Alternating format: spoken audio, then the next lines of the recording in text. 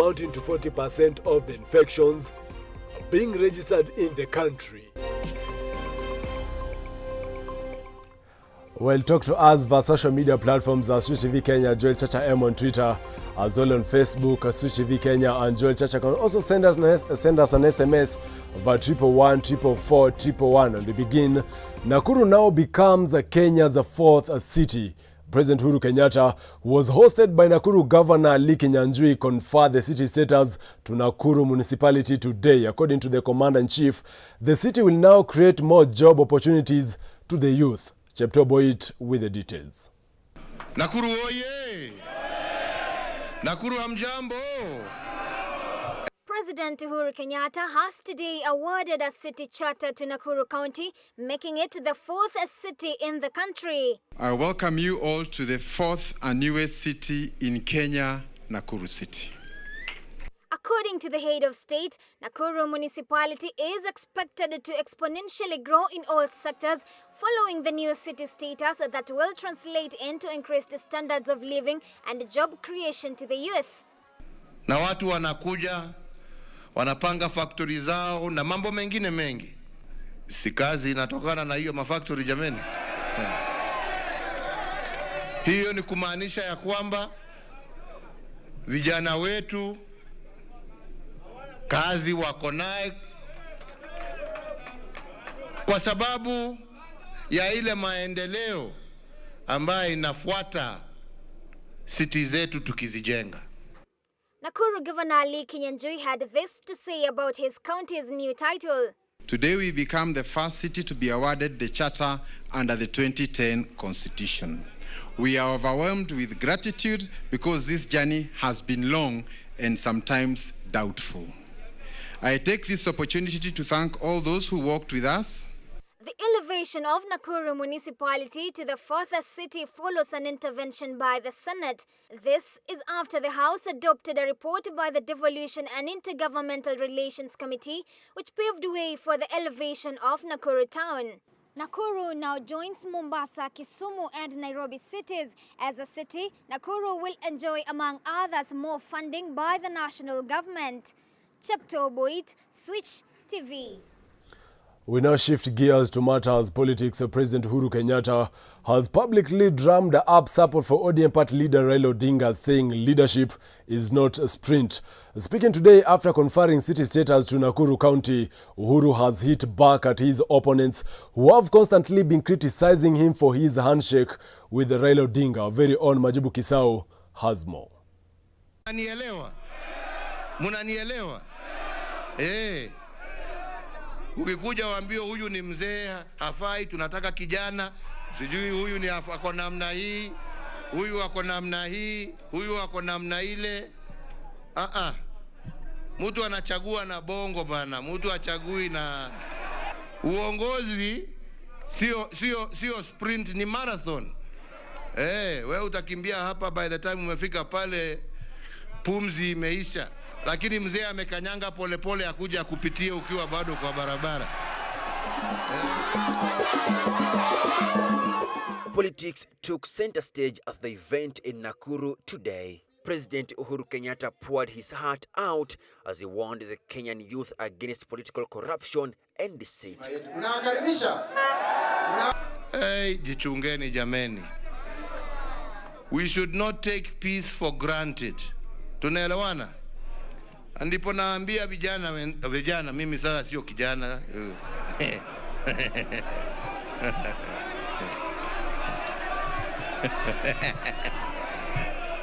Na ndio naambia vijana wa taifa letu la Kenya. Najua ya kwamba ni very easy kuwa excited kuambiwa itafanywa namna hii, itafanywa namna hii. Na tutafanya namna hii. Na hatutaki hawa, na hatutaki hawa, na hatutaki hawa. Lakini mjue, nimewaambia, amani ndio msi. On his part, ODM leader Raila Odinga was also present at the city status event, has hinted on the revival on the unsettled BBI. We are going to have, reggae is going on halftime.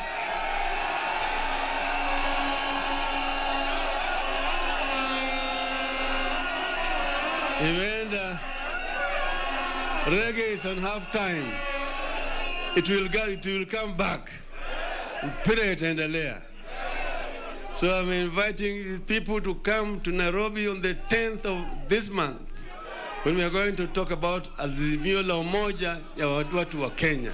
Thank you very much. Kenyatta has praised the handshake between him and Raila Odinga as he called on the youths not to take peace for granted ahead of the 2022 general elections. Majibu Kitsao for Switch TV. Meanwhile, the Deputy President William Ruto has today set his camp in Machakos County to push forth his bottom-up economic model. Ruto today assessed the construction of Machakos Technical and Vocational College promised the citizens a revamp in the healthcare capacity. The DP promised to revamp also, of course, the healthcare system, and highlighted that under the United Democratic Alliance administration, a National Hospital Insurance Fund contribution will be progressive so that those who earn more pay a sum higher than those at the lower levels.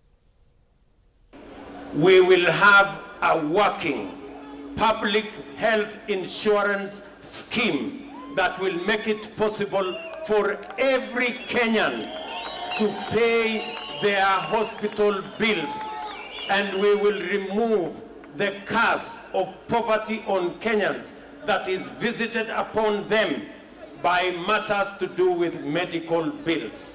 Unajua hapa mbeleni 2013, 2017 tulipatia huyu mtu wa kitendawili kura mingi sana za Wakamba. Lakini wakati handshake, wakati alipata hiyo nafasi ya kwenda Canaan, yeye akaenda peke yake. Very selfish man. Akawacha Wakamba, maendeleo yote akapeleka huko Lakeside. Sisi tunasema kwa kina Kalonzo na timu ile ingine ya Oka, kama candidate wenu ni Raila, nyinyi mtaenda mfuate Raila peke yenu. Still a focus on matters politics, Senate Speaker Kenneth Lusaka has admitted nominated Senator Isaac Mwaura following a High Court ruling that nullified his expulsion from the Jubilee Party. In his communication to the Senate, Lusaka stated that he was obligated by the court's decision, which also quashed Jubilee's nomination of Samburu Senator Sami Leshore to replace Mwaura. While making his first address after 7 months of expulsion, Mwaura thanked the courts for exercising democracy after the ruling party had expelled him in an unprocedural manner. Daniel Karuki with the details. In yet another ruling by the High Court that has countered the move by the government, the High Court has quashed the decision of the political parties tribunal expelling Senator Isaac Mwaura from the Jubilee Party. According to the High Court, Mwaura's removal was unprocedural, therefore unlawful and a violation of his rights. Upon Mwaura's court victory, Senate Speaker Kenneth Lusaka announced his reinstatement today as a nominated senator representing persons living with disabilities. I therefore direct that Senator Dr. Isaac Mwaura Maigwa, CBS MP, remains a senator in accordance with the Constitution of Kenya and the Senate Standing Order. Mwaura's seat had on May 10th this year been declared vacant by the Speaker after Jubilee expelled him over allegations of indiscipline, a move that was more political, especially over his declared allegiance to the Deputy President, William Ruto. You have actually been able to obey the rule of law, and you have expressed neutrality in your quest to ensure that everybody has a chance to become whatever they would want to be, and that everybody is protected by the law. Another upbeat senator making his comeback was welcomed by the senators in the House, celebrating the court's bold move. Will political parties continue being run like Jubilee? Mr. Speaker, no wonder Jubilee is a shell of its past. They could not even hold a national delegates conference because, Mr. Speaker, all of us are out. Not more than 5 people would fill the delegates conference. They can't even hold a single PG, Mr. Speaker, because they are chasing people the way they've chased Mwaura. Thirdly, Mr. Speaker, I want to congratulate you for taking your position and in a neutral manner. What he has missed in terms of his rights, what is truly his, in obedience of that court order, that whatever Parliament owes him, he should be given. The High Court also quashed former Samburu Senator Sami Leshore's appointment, replacing Mwaura as nominated senator representing persons living with disabilities. Daniel Kariuki for Switch TV News. We now focus on matters health. Annual HIV infection rates have reduced from 101,488 in 2013 to 32,027 in 2021, which is a 68.4% decrease. However, infection rates amongst girls from the age of 15 to 26 has accelerated to up to 40% of the infections are being registered in the country. Sheila Ngetich reports. HIV, a disease that had been declared a national disaster in the 80s, but now with accelerated virus testing and supply of ARVs, the fight against this scourge gives a glimmer of hope. We have made significant progress in containing the virus, and contrary to the view held in the past that it was an insurmountable challenge, I believe we have made progress. Statistics indicate that deaths in the country have reduced by 67% from over 58,000 in 2013 to less than 20,000 in 2021. Infections have been reduced from slightly over 100,000 in 2013 to 32,000 in 2021, a 68.4% decrease. Meanwhile, there has been an 83% increase in ARVs uptake in the country. However, the transmission rate amongst teenagers, especially females, is a worrying trend. The president strongly warning on older men, preying on younger girls. Tuanze kuambiana ukweli. Kwa sababu sio watoto wanajiharibu, ni sisi wazee ambao tunaharibu watoto. The COVID-19 pandemic, however, presented a tough time, slowing the uptake of antiretroviral drugs. Places like Kibra, where Kibera South, we turned it into a COVID isolation center, and it has one of the highest numbers in terms of the clinic attendance for people living with HIV. We were still able to reach them at home and to refill their medicines to make sure that they are still following the treatment protocols. After all is said and done, there is hope for Kenya, with it being among the leading African countries with antiretroviral therapy, which now is slowing down the rate of infections in the country. Sheila Ngetich, Switch TV, Nairobi. Thank you, Sheila Ngetich. We now take us a look at the COVID-19 situation in the world, where the World Health Organization WHO Chief Dr. Tedros Adhanom says the emergence of the highly mutated Omicron variant is a reminder that the uneven vaccine distribution will lead to more coronavirus variants. The WHO chief, in a technical paper issued to member states, that the global risk of the new variant is very high. He also adds that depending on these characteristics, there could be future surges of COVID-19, which could have severe consequences depending on a number of factors, including where surges may take place. According to WHO, no deaths linked to Omicron have been reported so far, and it is likely that vaccines would still prevent severe cases and deaths from the variant.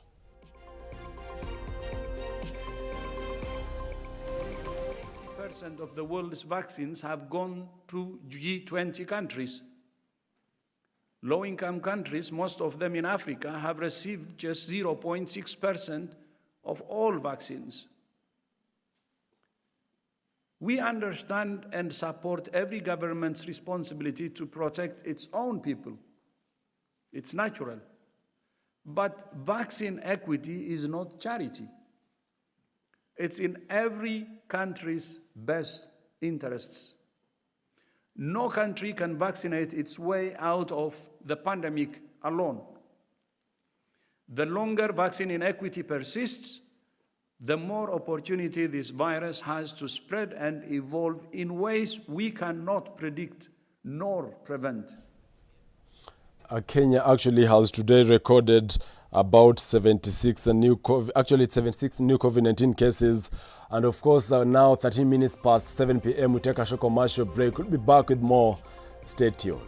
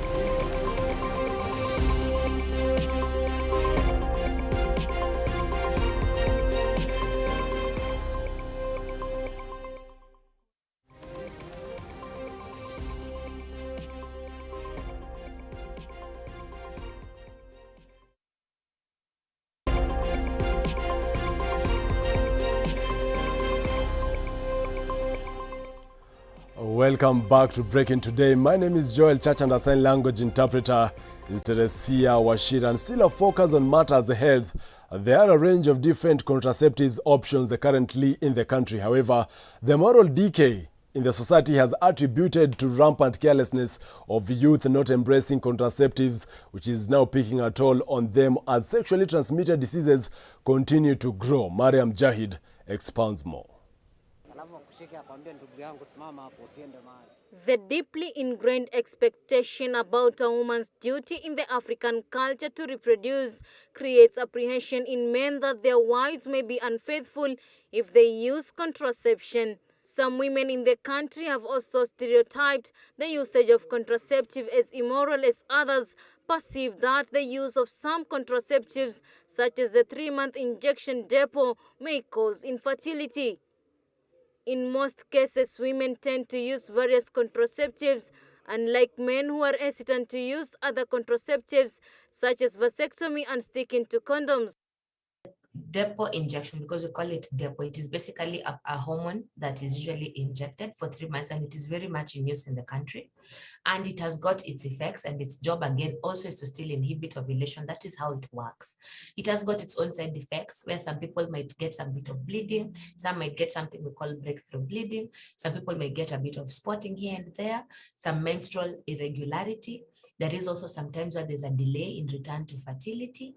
But those are the effects that it does. Yeah, so we cannot label it as bad. There is no contraceptive that may not have some bit of side effect here or there because it is acting in hormonal action. According to gynecologist Janet Githinji, effects of contraceptives vary from person to person. Hence, medics have to determine which type is best suited for an individual. But it varies from person to person. So there is somebody whom we could decide they could use condoms and it works. There is somebody whom we could decide we use an implant and it works. Supposing, for example, they say, I just had a baby and I don't want to have another baby for another, say, 5 years. Then you could think about using a long-acting contraceptive method for them. But then you offer it. Then now we discuss the pros and the cons for each. Okay, some of them could be diabetic, some of them could be hypertensive, some of them could be having other conditions that might not augur well with hormonal contraceptives. Some of them, the husband could be living outside the country, so you do nothing. You know, that's what I'm saying, that this is an individualized kind of thing.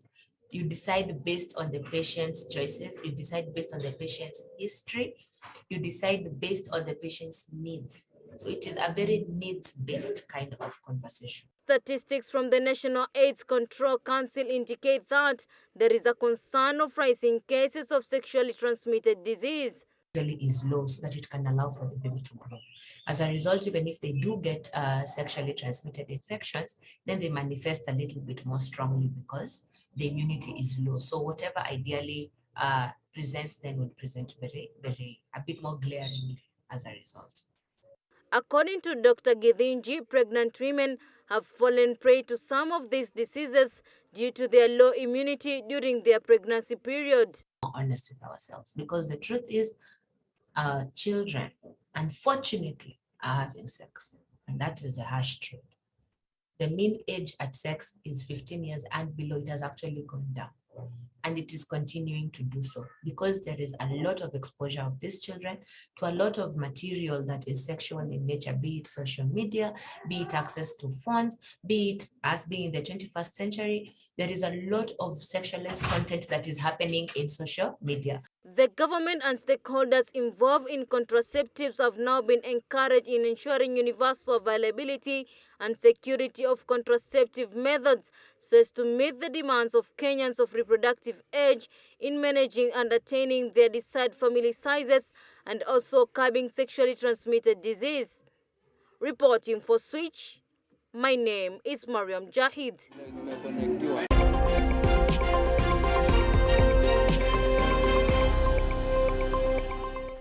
Time now for business news, and we start with some good news. Your favorite TV station, Switch TV, has partnered with Hands on the Future in organizing the third Kenya Skills Show 2021, a show that allows hands of technical and vocational education and training TVETs to showcase their earned skills. This edition, that will happen both virtually and physically, will run from February 1st, 2022 to May 30th of the same year, and will equip youth with career and entrepreneurial skills. Our business reporter Brian Mwenda has filed the following story. Hands on the Future Kenya Skills Show, an exhibition that gives hundreds of technical and vocational education and training TVETs showcase different skills, will be back for the third edition. The exhibition, that predominantly targets students at different levels and parents, will focus on showcasing hands-on exhibitions from hundreds of TVET institutions, allowing participants to see, network and learn. What we're planning is the launch of the platform to the public on February 1st will then start. So actually the first date for seminars will be February 2nd. This year's edition, that will virtually happen from 1st of February next year and physically launch at Kasarani in May 2022, will be organized by the Permanent Working Group on TVETs. We want you youth to see firsthand what are the opportunities in TVET and other trainings. We believe that it's not known enough how many good career paths and future opportunities are in TVET. Young people have also been urged to embrace TVET as an education alternative, as it offers the Kenyan market with fully baked employment labor. TVET is just one of the many pathways that are there.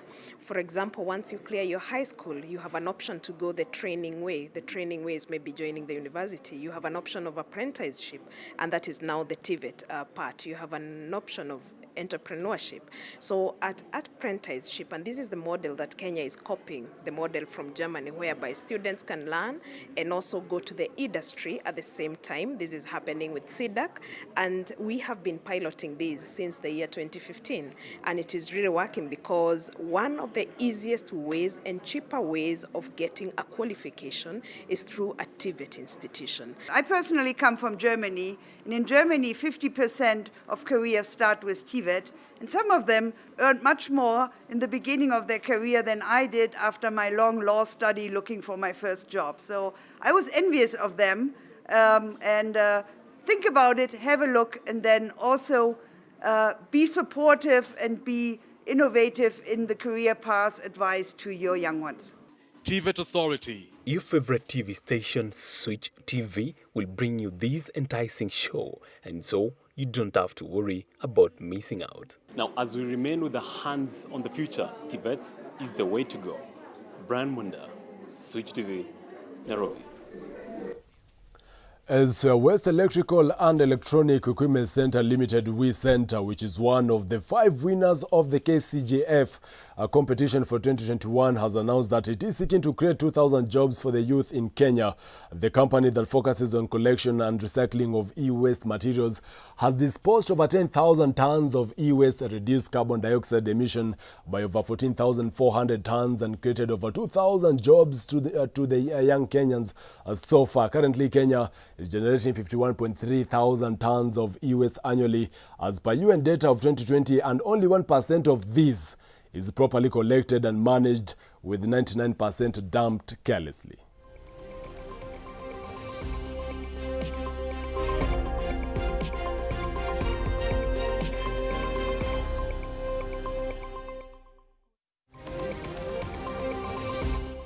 As tea farmers in Embu have resolved to withdraw all cases in court to pave the way for the implementation of tea regulations and reforms. Speaking during their annual general meeting, the farmers said they did not take any case to court and that few individuals who were opposed to the reforms went to court. The farmers alleged that the KTDA directors were not satisfied with the reforms in order to continue exploiting farmers. Speaking during the AGM, the chairman of Rukuriri Tea Factory, Joseph Ruanjau, has said that after the anonymous decision that farmers are going to petition the Chief Justice so that these cases can come to an end.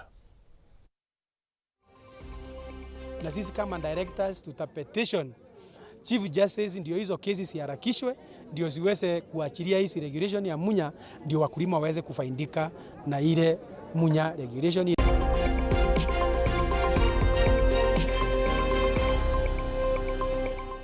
A time to now get sporty. 2 Gor Mahia players have been locked out of the Confederation of African Football following positive COVID-19 tests before their fixture against Otoho in Congo. The duo striker Jules Olimwengu and John Ochieng are still held in quarantine and will miss the return leg in Nairobi. Gor Mahia FC have urged CAF to consider contracting its own medical officers to carry out COVID-19 PCR tests for clubs.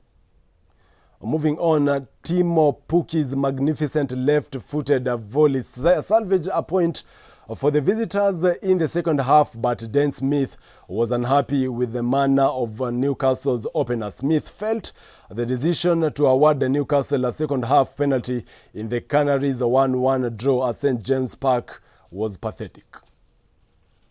I'm told by my director also that story is not ready. On to other news. Leeds United snatched a late win over Crystal Palace, giving thanks to an injury time penalty from Rafinha.